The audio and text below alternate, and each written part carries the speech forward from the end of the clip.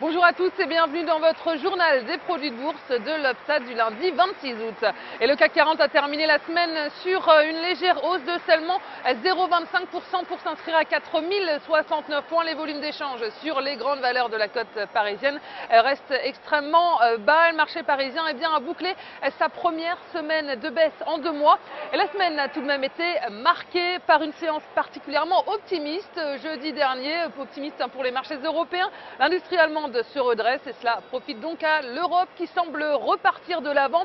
Et sur l'ensemble de la semaine dernière, on note beaucoup de prises de bénéfices sur les valeurs financières et sur les valeurs cycliques. AXA a perdu près de 4% en 5 jours et Renault a perdu un peu plus de 4%.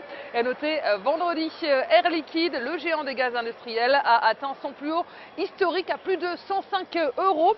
Et puis outre-Atlantique, Wall Street a terminé dans le vert. Les marchés américains ont été tirés par le numéro 1 mondial des logiciels Microsoft. Son patron Steve Ballmer a annoncé sa démission d'ici 1 an.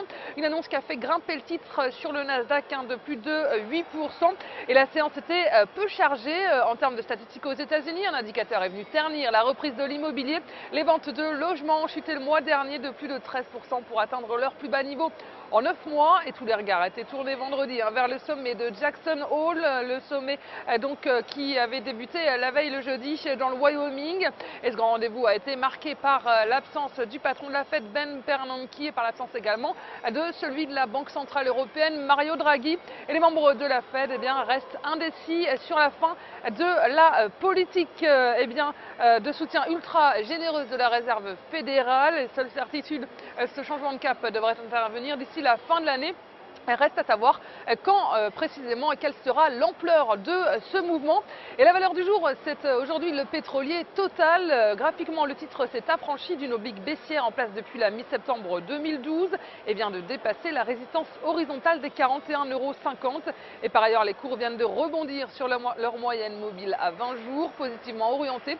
Une poursuite de la hausse est privilégiée vers les prochaines séances. Résistance technique est située à 43 € et 44,20 €.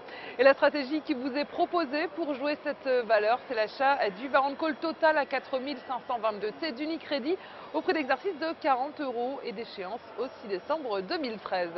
C'est tout pour aujourd'hui. Passez une excellente journée et on se retrouve demain.